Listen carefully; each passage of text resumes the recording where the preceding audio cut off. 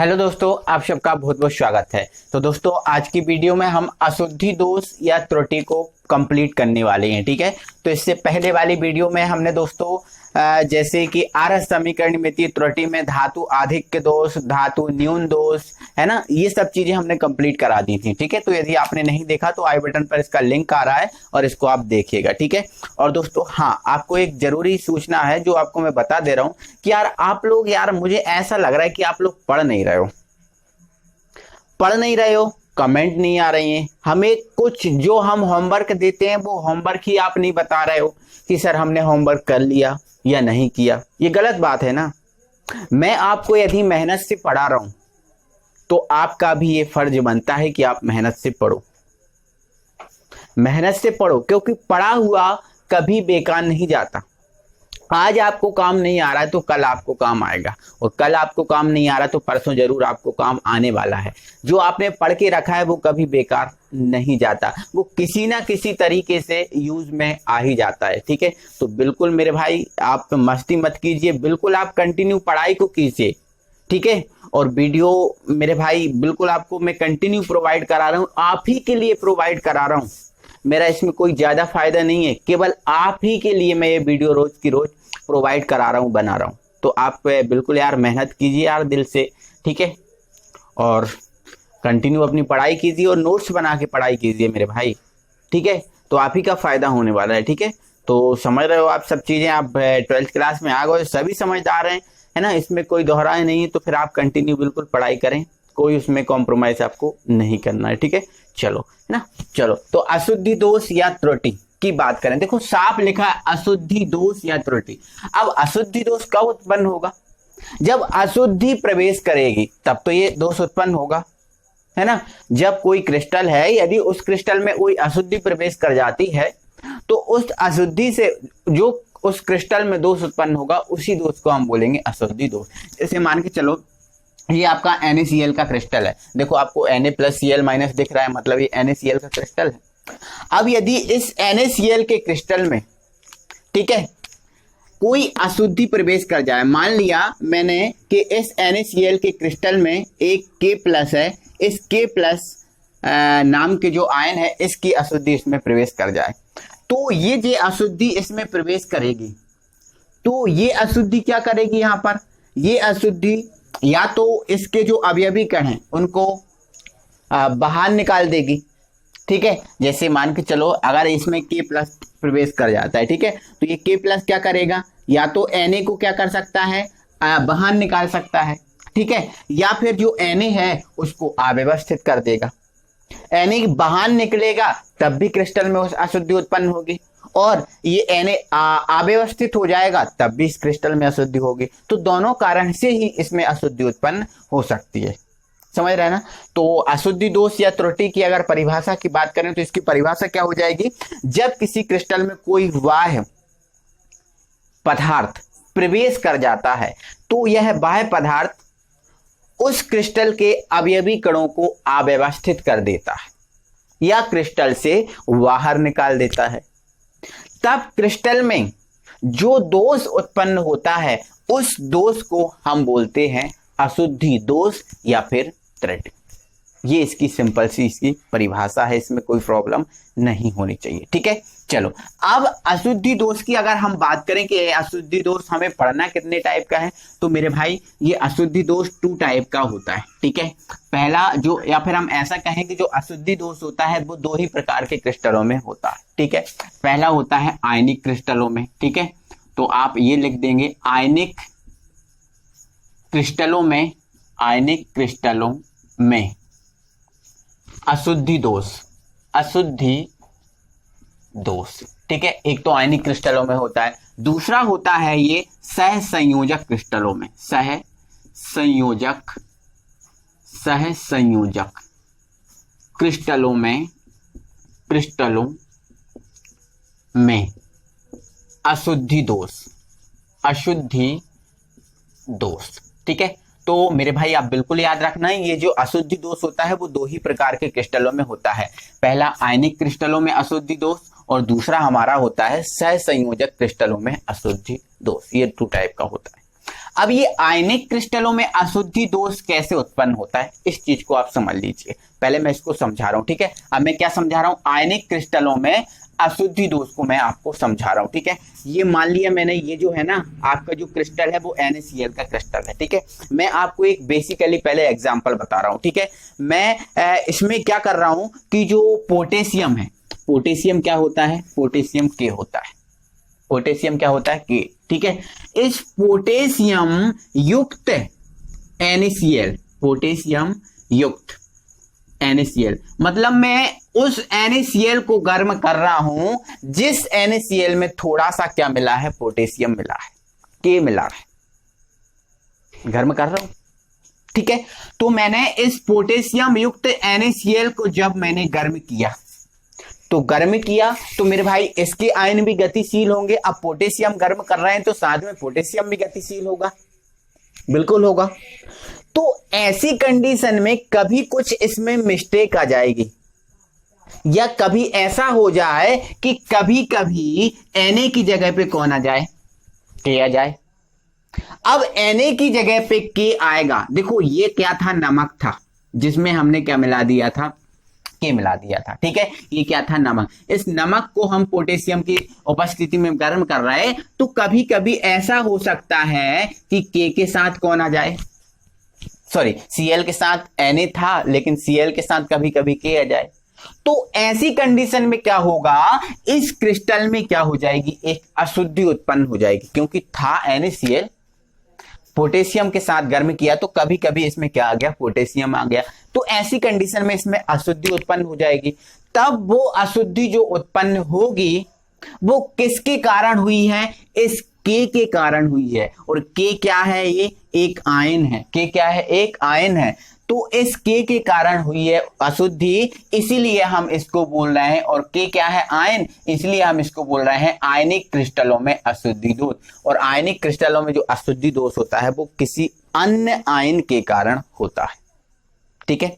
तो जैसे मान के चलो ये आपका NaCl है, इस NaCl जो आपको दिख रहा है NaCl है, इस NaCl को हमने के साथ गर्म किया है, के प्लस के साथ गर्म किया है। तो कभी गर्म किया है तो ऐसी कुछ कंडीशंस बन सकती हैं जहां Na है वहां पर कहीं कहीं पर क्या आ सकता है, के आ सकता है, क्या आ सकता है, के आ सकता है। जैसे यहाँ पर के आ गया, ठीक है। और जैसे मान के चलो यहाँ पर भी क्या आ जाए, के आ जाए। तो ऐसी कंडीशन में देखो क्रिस्टल तो उदासीन बना रहेगा, क्योंकि एक धनायन Na प्लस गया तो उसकी जगह के प्लस आ गया, धनायन की संख्या बराबर हो गई। लेकिन क्रिस्टल में दूसरा आयन तो आ गया, अशुद्धि तो इसमें उत्पन्न हो गई। तो इस प्रकार से मेरे भाई जो अशुद्धि इस क्रिस्टल में उत्पन्न होगी उस अशुद्धि को हम बोलेंगे आयनिक क्रिस्टलों में अशुद्धि दोष। ये इसका डायग्राम है, मैंने आपको समझा दिया। इसकी परिभाषा आपको लिखना है ना, तो परिभाषा बिल्कुल आपको मैं लिखाऊंगा, बिल्कुल आप स्क्रीन पर देखिए, आ रही है, ठीक है।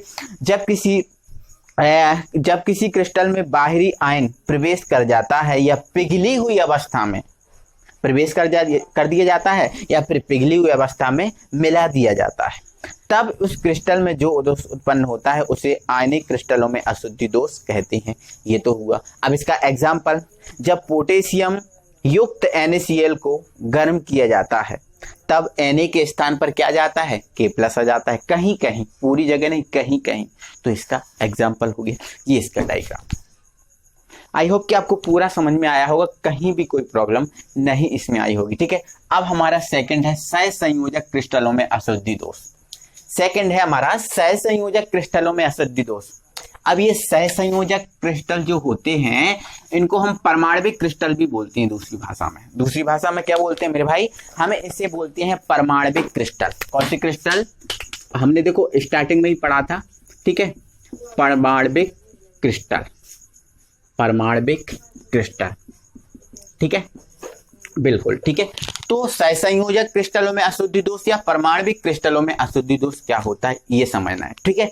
तो इसके लिए आप बहुत अच्छे समझ सकते हैं मेरे भाई, ठीक है। क्या होता है कि जब जैसे आप देखो, आपको पता है 14वें समूह के तत्वों को बारे में पता है, 14वें समूह के तत्व, 14वें समूह के तत्व, समूह के तत्व क्या होते हैं, 14वें समूह के तत्व आपको बहुत अच्छे से क्लियर है ये चीज तो, ठीक है। केमिस्ट्री में आप सबसे पहले 11वीं में पीरियोडिक टेबल को ही पढ़ते हो, ठीक है। तो क्या होते हैं, कार्बन, सिलिकॉन, जर्मेनियम, टिन और ये लेड आपका, ठीक है। ये क्या है, टिन और आपका लेड, पीबी, ठीक है। ये आपके 14वें समूह के तत्व हैं, ठीक है, 14वें समूह के। अब यदि आपसे बोलूं कि बताओ 13वें समूह के तत्व क्या है, ठीक है, तो आप कह दोगे सर बोरॉन, एल्यूमिनियम, ठीक है, इन बोरॉन, एल्यूमिनियम, गैलियम, इंडियम और ये आपका थैलियम, ये आपके 13वें समूह के तत्व हैं।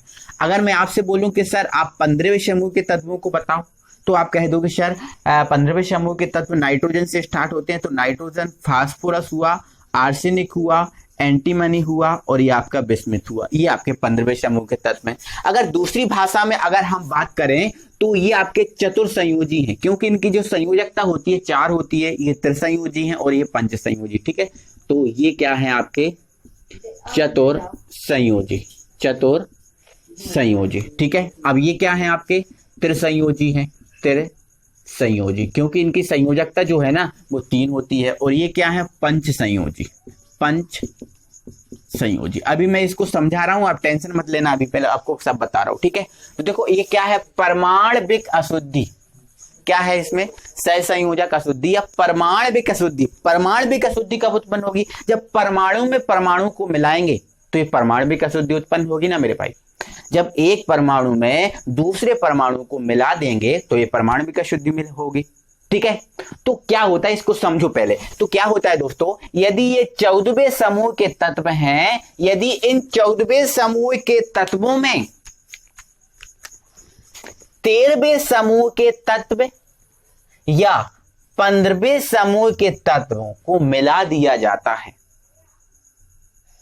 तो क्रिस्टल में जो दोष उत्पन्न होगा वो किसके कारण, देखो परमाणु को परमाणु में मिलाया, 14वें में 13वें को मिलाया या 15वें को मिलाया, परमाणु में परमाणु को मिलाया, तो जो दोष उत्पन्न होगा उसे हम बोलेंगे सहसंयोजक क्रिस्टलों में अशुद्धि दोष या परमाणविक क्रिस्टलों में अशुद्धि दोष। आई होप कि आपको समझ में आ गया होगा, ठीक है। अगर और अच्छी से समझें इसको, ठीक है, देखो आपको मैं क्लियरली समझा दूं। देखो 14वें समूह के तत्वों में केवल आपको इन 2 तत्वों को लेना है, सिलिकॉन और जर्मेनियम को, ठीक है। तो मेरे भाई क्या होता है, ये मान लेते हैं हम, क्या है सिलिकॉन, क्या है ये सिलिकॉन, ठीक है। इसका अच्छा बेसिकली मैं डायग्राम बना देता हूं, ठीक है। ये सिलिकॉन है, ठीक, हाँ,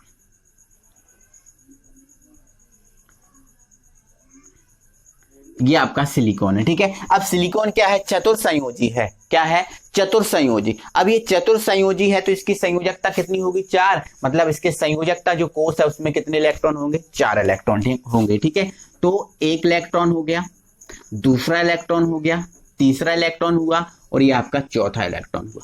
क्या मेरे भाई ये बताओ 4 इलेक्ट्रॉन क्या अभी ये बॉन्डिंग में है, नहीं, क्योंकि सिंगल इलेक्ट्रॉन है, अकेले इलेक्ट्रॉन है, बॉन्डिंग में नहीं है।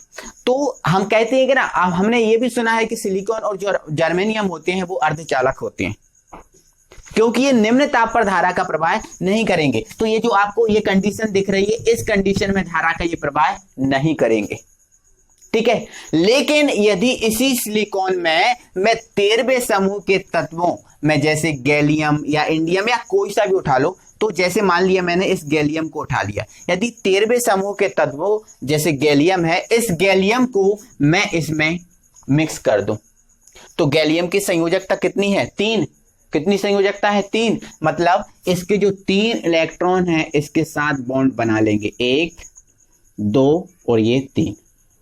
अब ये 3 तो बॉन्ड बन गए। अब यहां पर कोई बॉन्ड नहीं बना, मतलब यहां पर क्या बन गया, एक होल बन गया। क्या बन गया, होल, मतलब ये बॉन्ड नहीं बना, क्योंकि इस इलेक्ट्रॉन ने इसके साथ बना लिया, इसने इसके साथ बना लिया, इसने इसके साथ बना लिया, अब ये खाली पड़ा है।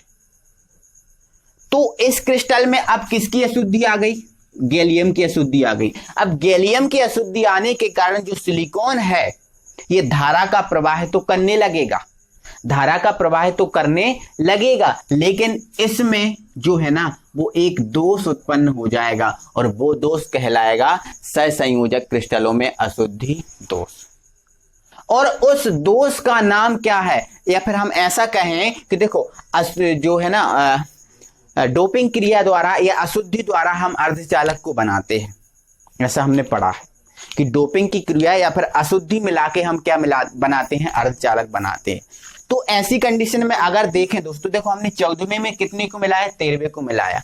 14वें में हमने 13वें को मिलाया तो क्या बन गया, एक हॉल। क्या बना, एक हॉल। और हमेशा याद रखना कि जो हॉल होता है वो पॉजिटिव होता है। कैसा होता है, पॉजिटिव। और पॉजिटिव मतलब क्या होता है, पी। पॉजिटिव का मतलब क्या होता है, पी। ठीक है, तो एक बात आप यहां से ध्यान रखना कि जब 14वें समूह के तत्वों में 13वें समूह के तत्वों को मिला दिया जाता है तो आपका जो अर्धचालक प्राप्त होता है वो प्राप्त होता है आपका पी। क्या प्राप्त होता है, पी। ये हमेशा याद रखना, इसको कभी भी नहीं भूलना है आपको।